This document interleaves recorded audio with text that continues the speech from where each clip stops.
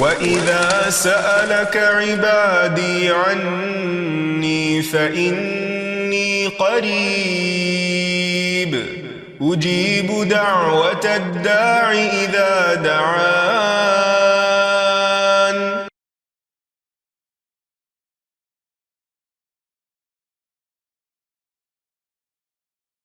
نحمده ونصلي على رسوله الكريم اما بعد فاعوذ بالله من الشيطان الرجيم بسم الله الرحمن الرحيم رب اشرح لي صدري ويسر لي امري واحلل عقدة من لساني يفقهوا قولي. السلام علیکم ورحمۃ اللہ وبرکاتہ. ناظرین، پروگرام دعا کیجئے کے ساتھ آپ کی خدمت میں حاضر ہیں. آج ہم انشاءاللہ حصول علم کی دعاؤں کے موضوع پر گفتگو کریں گے، یعنی انسان اپنے لیے مزید علم کی دعا کرے. انسان کو ملنے والی نعمتوں میں سب سے بڑی نعمت علم ہے. علم کے بغیر انسان اندھیروں میں ہے، اور خصوصاً اس علم کے بغیر جس کا سورس وحی الہی ہے، جو اللہ سبحانہ وتعالیٰ کی طرف سے ملتا ہے.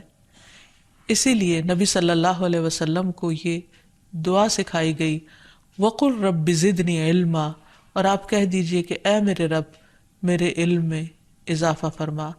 یعنی آپ کو یہ نہیں کہا گیا کہ آپ کہیے کہ اے رب میرے مال میں اضافہ فرما یا میری اولاد میں اضافہ فرما یا کسی اور چیز کی زیادتی کی دعا، بلکہ علم میں اضافے کی دعا. اس سے اندازہ ہو سکتا ہے کہ علم انسان کے لیے کتنا فائدہ مند ہے. اللہ سبحانہ وتعالیٰ سے دعا کرنے کے آداب ہمیں ہمیشہ یاد رکھنے چاہیے. اللہ تعالیٰ کی حمد و ثنا، یا رب لک الحمد کما ینبغی لجلال وجہک وعظیم سلطانک، اور پھر درود شریف پڑھنا نہیں بھولیے. جہاں تک علم کا تعلق ہے تو علم والے اور بغیر علم کے برابر نہیں ہو سکتے. قرآن مجید میں اللہ تعالیٰ فرماتے ہیں قل هل يستوی الذین یعلمون والذین لا یعلمون، کیا وہ لوگ جو علم رکھتے ہیں اور وہ جو علم نہیں رکھتے برابر ہو سکتے ہیں؟ ہرگز نہیں. یرفع اللہ الذین آمنوا منکم والذین اوتوا العلم درجات، اللہ تعالیٰ ان لوگوں کے درجات بلند کرتا ہے جو ایمان لائے، اور جو علم دیے گئے ان کے درجات تو اور زیادہ بلند ہیں. اس لیے انسان کو ہمیشہ علم حاصل کرنے کا حریص بھی ہونا چاہیے، اس کی کوشش کرنی چاہیے اور اس کے لیے دعا کرنی چاہیے. اللہ سبحانہ وتعالیٰ نے جو سب سے پہلی وحی نبی صلی اللہ علیہ وسلم پر اتاری تو اس میں بھی پڑھنے کی تلقین کی گئی. فرمایا اقرأ بسم ربک الذی خلق خلق الانسان من علق اقرأ وربک الاکرم الذی علم بالقلم. پڑھیے اپنے رب کے نام سے جس نے پیدا کیا، انسان کو جمے ہوئے خون سے پیدا کیا. پڑھیے اور آپ کا رب بہت کرم فرمانے والا ہے جس نے قلم کے ساتھ تعلیم دی ہے. تو اس سے یہ پتہ چلتا ہے کہ انسان کو پڑھنے اور لکھنے دونوں چیزوں کی طرف توجہ کرنی چاہیے، کیونکہ پہلی وحی میں ان دونوں چیزوں کا ذکر ساتھ ساتھ آیا ہے. پھر اسی طرح یہ ہے کہ سب سے پہلی تخلیق اللہ سبحانہ وتعالیٰ نے قلم کی ہے. عبادہ بن صامت نے اپنے بیٹے سے کہا کہ میں نے رسول اللہ صلی اللہ علیہ وسلم کو فرماتے ہوئے سنا ہے کہ بے شک پہلی چیز جو اللہ نے پیدا کی وہ قلم ہے. پھر نبی صلی اللہ علیہ وسلم کو بھی اللہ تعالیٰ نے معلم بنا کر بھیجا. قرآن مجید میں آتا ہے کما ارسلنا فیکم رسولا منکم یتلو علیکم آیاتنا ویزکیکم وَيُعَلِّمُكُمُ الْكِتَابَ وَالْحِكْمَةَ وَيُعَلِّمُكُم مَّا لَمْ تَكُونُوا تَعْلَمُونَ. جس طرح ہم نے تم میں ایک رسول تمہیں میں سے بھیجا ہے جو تم پر ہماری آیات پڑھتا ہے، تمہیں پاک کرتا ہے اور تمہیں کتاب و حکمت سکھاتا ہے اور تمہیں وہ کچھ سکھاتا ہے جسے تم نہیں جانتے. تو حقیقت یہ ہے کہ اللہ سبحانہ وتعالیٰ نے اہل ایمان پر بہت بڑا احسان کیا جب ان کے اندر ایک رسول بھیج کر ان کو ان تمام چیزوں کی تعلیم دی اور ان کو سکھایا. اور اس میں آپ دیکھیے کہ خصوصاً کتاب و حکمت، یعنی صرف کتاب نہیں بلکہ حکمت بھی، اور پھر علم کے ساتھ ساتھ تزکیہ بھی کیا، کیونکہ علم بذات خود تزکیہ کرنے والی چیز ہے، تربیت کرنے والی چیز ہے، لیکن نبی صلی اللہ علیہ وسلم کو اس کام کے لیے خصوصی طور پر متعین کیا گیا۔ اور پھر علم سارے انبیاء کی وراثت رہی ہے۔ حدیث میں آتا ہے کہ بے شک علماء انبیاء کے وارث ہیں، اور بے شک انبیاء کی وراثت درہم و دینار نہیں ہوتی، بلکہ ان کی میراث علم ہوتا ہے۔ جس نے اسے حاصل کیا اس نے انبیاء کی وراثت میں سے بہت بڑا حصہ حاصل کیا۔ دنیا میں وراثت کا مال حاصل کرنے کے لیے انسان کیسی کیسی کوششیں کرتا ہے، لیکن انبیاء کی اس وراثت کو حاصل کرنے کا اس سے بھی زیادہ شوق ہونا چاہیے۔ اور انبیاء کی وراثت دین کا علم ہوا کرتا ہے۔ دنیا کا علم تو انسان اپنے فائدے کے لیے سیکھتا ہی ہے، اور اس کو چونکہ انسٹنٹ ریوارڈ ملتا ہے، فوری طور پر اس کے نتائج سامنے آتے ہیں، تو اس کے لیے انسان عموماً اس کو زیادہ مشکل نہیں ہوتی اس کو موٹیویٹ کرنے کی، اس بہت سے موٹیویشنل فیکٹر سامنے ہی ہوتے ہیں تو وہ ان کو سیکھنا چاہتا ہے۔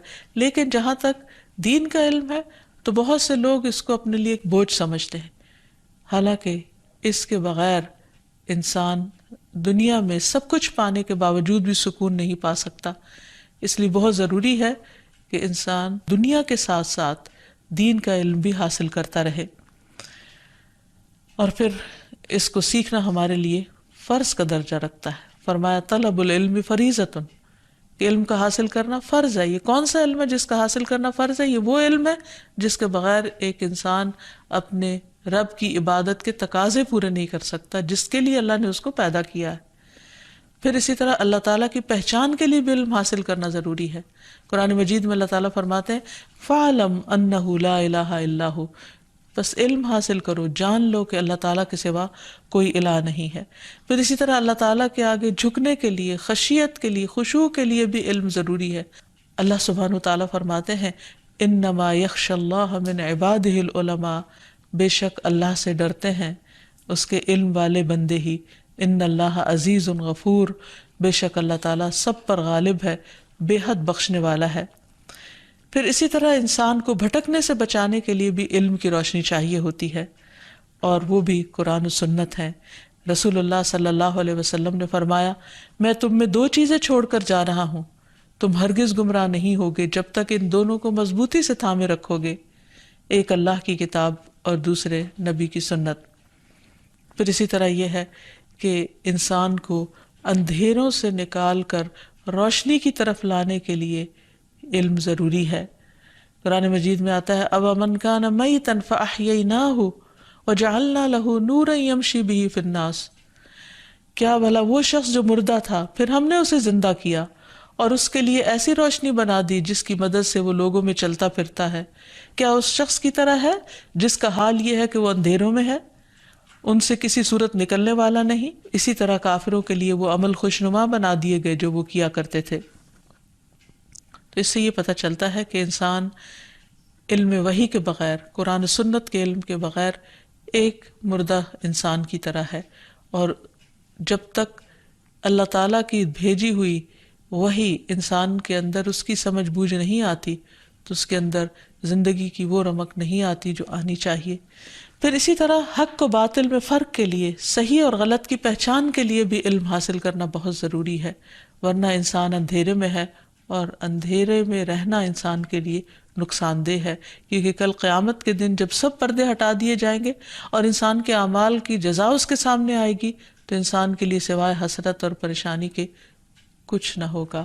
اس لیے ضروری ہے کہ انسان اللہ پر اور اللہ کی باتوں پر ایمان رکھتے ہوئے جو جائز ہے اور ناجائز ہے ان کو اچھی طرح سمجھتا ہو اور اس کے مطابق اپنی زندگی تبدیل کرنے والا ہو۔ اللہ تعالیٰ فرماتے ہیں وَيَرَى الَّذِينَ أُوتُوا الْعِلْمَ الَّذِي أُنزِلَ إِلَيْكَ مِن رَبِّكَ هُوَ الْحَقُّ وَيَهْدِي إِلَى صِرَاطِ الْعَزِيزِ الْحَمِيدِ، اور وہ لوگ جنہیں علم دیا گیا وہ دیکھتے ہیں کہ جو کچھ تیری طرف تیرے رب کی جانب سے نازل کیا گیا ہے وہی حق ہے، اور وہ اس کا راستہ دکھاتا ہے جو سب پر غالب ہے، تمام خوبیوں والا ہے۔ پھر اسی طرح علم کے راستے پر چلنا، علم حاصل کرنے کے لیے گھر سے نکلنا جنت کے راستے آسان کر دیتا ہے۔ نبی صلی اللہ علیہ وسلم نے فرمایا من سلک طریقا یلتمس فیہ علما سہل اللہ لہ طریقا الی الجنہ، کہ جو شخص علم کا راستہ اختیار کرے گا اللہ تعالیٰ اس کے لیے جنت کا راستہ آسان فرما دیں گے۔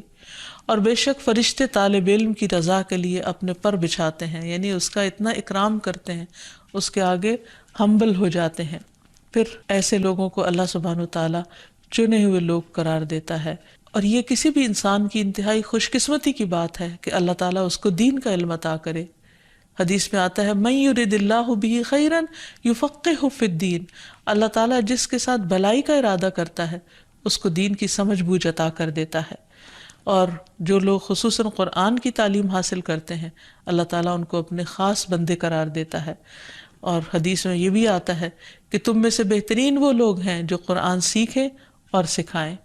اس لیے انسان کو ہمیشہ دین کا علم حاصل کرنے کا حریص ہونا چاہیے اور اس کے فائدوں کو مد نظر رکھتے ہوئے جو کہ آخرت سے متعلق ہیں. دنیا میں بھی اس کے فائدے کہ انسان کو اچھے برے کا فرق پتہ چلتا ہے، اللہ تعالیٰ کی رضا اور ناراضگی کے کاموں کا پتہ چلتا ہے، اور پھر صرف پتہ ہی نہیں چلتا بلکہ ان کو اچھے کاموں کو کرنے کے لیے موٹیویشن بھی ملتی ہے قرآن و سنت سے.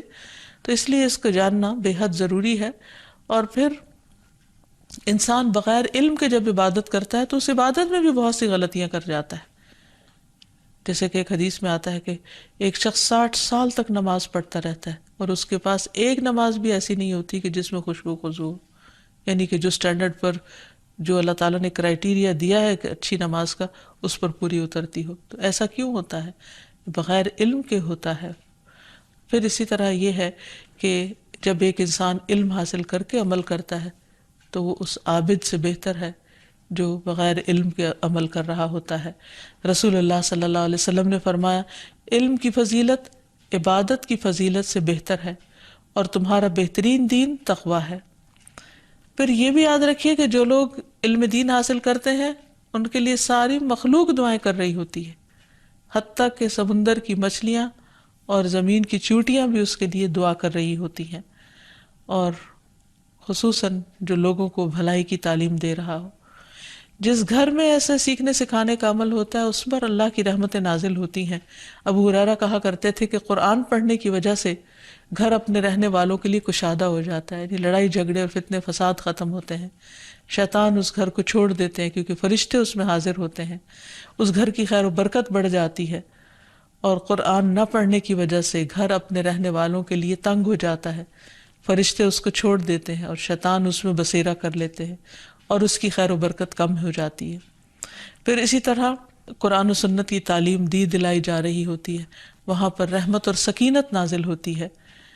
پھر انسان کو ایسے علم کا مرنے کے بعد بھی فائدہ پہنچتا ہے، صدقہ جاریہ اس کے لیے بنتا ہے. آگے کے سارے مرحلے انسان کے آسان ہوتے ہیں کیونکہ انسان پہلے سے پریپیئرڈ ہوتا ہے. اس کو معلوم ہوتا ہے کہ موت کے وقت کس طرح فرشتے آئیں گے اور پھر قبر میں کیسے حساب کتاب ہوگا. ان سوالوں کے جوابوں کی تیاری وہ دنیا سے ہی شروع کر دیتا ہے. پھر اس کو معلوم ہوتا ہے کہ قیامت کے دن کیا کیا مرحلے ہیں جن سے اس کو گزرنا ہوگا اور ان کی بھی تیاری وہ دنیا سے ہی شروع کر دیتا ہے. پھر جنت میں داخلے کے لیے کیا چیزیں چاہیے وہ بھی اس کو دین کا علم حاصل کر کے پتہ چلتا ہے اور پھر وہ ان کے لیے حریص ہوتا ہے اور اس کے لیے کوشش کرتا ہے اور نیک عمل کرتا ہے. اور جہاں تک جہالت کا تعلق ہے تو جہالت کی وجہ سے نہ انسان اللہ تعالیٰ کو پہچانتا ہے نہ بندوں کے حقوق کو پہچانتا ہے، اور بعض اوقات لا علمی کی وجہ سے شرک تک کا ارتکاب کر جاتا ہے جو انسان کے حق میں سخت خطرناک ہے. پھر اسی طرح نبی صلی اللہ علیہ وسلم کی حیثیت اور مقام کو نہیں پہچانتا. انسان جب علم حاصل نہیں کرتا تو مرنے کے بعد اس کی پہلی منزل یعنی قبر میں اس سے جو سوال جواب کیے جائیں گے ان میں اس کو مشکل کا سامنا ہو سکتا ہے. اس سلسلے میں حدیث میں آتا ہے نبی صلی اللہ علیہ وسلم نے فرمایا آدمی جب قبر میں رکھا جاتا ہے اور دفن کر کے اس کے لوگ پیٹھ موڑ کر رخصت ہوتے ہیں تو وہ ان کے جوتوں کی آواز سنتا ہے. پھر 2 فرشتے آتے ہیں اور اسے بٹھاتے ہیں اور پوچھتے ہیں کہ اس شخص یعنی محمد صلی اللہ علیہ وسلم کے متعلق تمہارا کیا اعتقاد ہے؟ کافر یا منافق کا جواب یہ ہوتا ہے کہ مجھے معلوم نہیں، میں نے لوگوں کو ایک بات کہتے سنا تھا وہی میں بھی کہتا رہا، یعنی اس نے علم حاصل نہیں کیا ہوتا. پھر اس سے کہا جاتا ہے کہ نہ تو نے جانا اور نہ پڑھا، یعنی تو نے علم ہی حاصل نہیں کیا. اس کے بعد اسے ایک لوہے کے ہتھوڑے سے اس کے دونوں کانوں کے درمیان بڑے زور سے مارا جاتا ہے اور وہ اتنے بھیانک طریقے سے چیختا ہے کہ وہ 2 بوجھوں یعنی انسان اور جن کے سوا ارد گرد کی تمام مخلوق سنتی ہے. تو اس سے اندازہ ہوتا ہے کہ انسان کے لیے علم حاصل کرنا کس قدر ضروری ہے اور علم کی عدم موجودگی میں اس کے لیے کیسی بڑی بڑی مشکلات ہو سکتی ہیں. اللہ تعالیٰ ہم سب کو اس سے محفوظ رکھے۔ پھر اسی طرح علم کا نہ ہونا انسان کے اندر منافقت کو جنم دے دیتا ہے، کیونکہ انسان علم سے خشیت آتی ہے، خدا کا خوف آتا ہے اور انسان کا ایمان درست ہوتا ہے، اور جب خدا کا خوف ہی نہیں ہوتا تو انسان کے اندر منافقت پلنے لگتی ہے۔ پھر اسی طرح جب انسان بہت دن تک اللہ کا ذکر نہیں کرتا، کوئی سیکھنے سکھانے کا کام نہیں کرتا، تو ایسے شخص کے دل پر زنگ لگ جاتا ہے۔ پھر لا علمی کے ساتھ انسان جب خود عمل کرتا ہے اور دوسروں کو بتا رہا ہوتا ہے تو یہ چیز اس کے لیے اور دوسروں کے لیے گمراہی کا باعث بن جاتی ہے۔ پھر بعض اوقات لا علمی کی وجہ سے اختلافات اور جھگڑے پیدا ہو جاتے ہیں۔ پھر بغیر دلیل کے جب لوگ کسی چیز کو دین سمجھ کر عمل کرتے ہیں تو بعض اوقات بدعات کا شکار ہو جاتے ہیں جو ان کی آخرت کے لیے سخت نقصان دہ ہیں۔ پھر اسی طرح عبادات میں ایسی ایسی غلطیاں کرتے ہیں کہ جس کی وجہ سے وہ عبادت کا ہونا اور نہ ہونا برابر ہو جاتا ہے۔ پھر آخرت میں بھی انسان کے لیے سخت مشکل اور تکلیف کا باعث ہو سکتا ہے اگر وہ صحیح علم نہ حاصل کرے اور اس کے مطابق عمل نہ کرے۔ تو اس لیے انسان کو بہت زیادہ حریص ہونا چاہیے اور انسان کو دعا کرنی چاہیے خشوع و خضوع کے ساتھ اللہ تعالیٰ سے کہ وہ اس کے علم میں اضافہ کرے۔ پھر لا علمی کی باتوں سے پناہ مانگنی چاہیے۔ قرآن مجید میں ایک دعا آتی ہے نوح علیہ السلام کی، رب انی اعوذ بک ان اسألک ما لیس لی بہ علم والا تغفر لی وترحمنی اکن من الخاسرین۔ اے میرے رب، بے شک میں تجھ سے پناہ مانگتا ہوں کہ تجھ سے اس بات کا سوال کروں جس کا مجھے کچھ علم نہیں، اور اگر تو نے مجھے نہ بخشا اور مجھ پر رحم نہ کیا تو میں خسارہ پانے والوں میں سے ہو جاؤں گا۔ پھر اسی طرح لا علمی میں کیے گئے گناہ خصوصاً شرک سے بچنے کے لیے بھی دعا کرنی چاہیے۔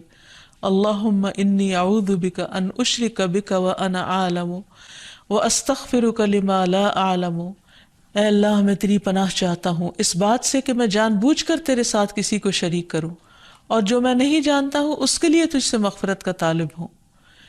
پھر نفع مند علم حاصل کرنے کے لیے دعا، اللہم انی اسألک علما نافعا واعوذ بک من علم لا ينفع۔ اے اللہ، میں تجھ سے نفع بخش علم کا سوال کرتا ہوں اور فائدہ نہ دینے والے علم سے تیری پناہ چاہتا ہوں کہ ہمیں تو بچا کے رکھنا۔ پھر اسی طرح صبح سویرے فجر کی نماز کے بعد نفع بخش علم حاصل کرنے کی دعا نبی صلی اللہ علیہ وسلم نے سکھائی۔ ام المومنین ام سلمہ رضی اللہ عنہا سے روایت ہے کہ نبی صلی اللہ علیہ وسلم جب صبح کی نماز سے سلام پھیرتے تو فرماتے، اللہم انی اسألک علما نافعا ورزقا طیبا وعملا متقبلا۔ اے اللہ، میں تجھ سے فائدہ دینے والے علم، پاک رزق اور قبول ہونے والے عمل کا سوال کرتا ہوں۔ یعنی صبح سویرے انسان اپنے لیے کچھ ٹارگٹ سیٹ کرے اور پھر اس کے لیے دعا کرے، ان میں سے ایک علم کا حصول، دوسرے پاک حلال رزق، اور تیسرے وہ تمام کام جو اللہ کے حضور قبول ہو جائیں، یعنی اللہ کی پسند کے کام۔ پھر اسی طرح ایک اور دعا ہے، نبی صلی اللہ علیہ وسلم کہا کرتے تھے، اللہم انفعنی بما علمتنی وعلمنی ما ینفعنی وارزقنی علما تنفعنی بہ۔ اے اللہ، تو مجھے جو علم نصیب فرمائے اس سے مجھے فائدہ پہنچا، اور مجھے وہ علم دے جو مجھے فائدہ دے، اور مجھے ایسا علم دے جس کے ذریعے سے میں فائدہ اٹھا سکوں۔ اور پھر غیر نافع علم سے پناہ مانگنا، اللہم انی اعوذ بک من علم لا ینفع ومن قلب لا یخشع ومن نفس لا تشبع ومن دعوت لا یستجاب لها۔ اے اللہ، میں تجھ سے ایسے علم سے پناہ مانگتا ہوں جو نفع دینے والا نہ ہو، اور ایسے دل سے جو ڈرنے والا نہ ہو، اور ایسے نفس سے جو سیر ہونے والا نہ ہو، اور ایسی دعا سے جو قبول ہونے والی نہ ہو۔ یعنی انسان اپنی عمر برباد کر دے، اپنا وقت لگا دے، اپنا مال لگا دے، اور وہ چیزیں سیکھتا رہے جو نہ اس کی دین میں فائدہ مند اور نہ دنیا میں فائدہ مند، نہ آخرت میں فائدہ مند۔ اور پھر اسی طرح انسان کا ایسا دل ہو کہ جو اللہ سے نہ ڈرے، تو اس کا وہ بھی انسان کے لیے وبال ہے، کیونکہ انسان جب اللہ سے ڈرتا نہیں تو پھر ہر غلط کام اس کے لیے آسان ہو جاتا ہے۔ اور پھر انسان کی خواہشات جن کی کوئی لمٹ نہیں، ان پر بھی روک لگانے کے لیے اللہ تعالیٰ سے دعا کی گئی ہے۔ اور پھر دعاؤں کی قبولیت کی دعا کہ اللہ تعالیٰ ایسی دعائیں نہ کرے ہم جو تو سنے نہیں اور تو اسے قبول نہ فرمائے۔ پھر اسی طرح یہ ہے کہ انسان کو اپنے علاوہ دوسروں کو بھی جو دعائیں دے اس میں بھی علم کی دعا شامل کر دے. جیسے نبی صلی اللہ علیہ وسلم نے ابن عباس کے لیے دعا کی تھی کہ اللہم علمہ الکتاب، اے اللہ اسے کتاب کا علم عطا فرما. پھر اسی طرح آپ صلی اللہ علیہ وسلم نے ایک اور دعا حضرت ابن عباس کو دی تھی، اللہم فقہہ فی الدین وعلمہ التأویل، کہ اے اللہ اسے دین کی سمجھ عطا فرما اور کتاب کی تأویل یعنی تفسیر سمجھا دے. تو اللہ تعالیٰ سے دعا ہے کہ وہ ہم سب کو نفع مند علم عطا فرمائے جس کا فیض ہمیں دنیا میں بھی پہنچے اور آخرت میں بھی. وآخر دعوانا ان الحمد للہ رب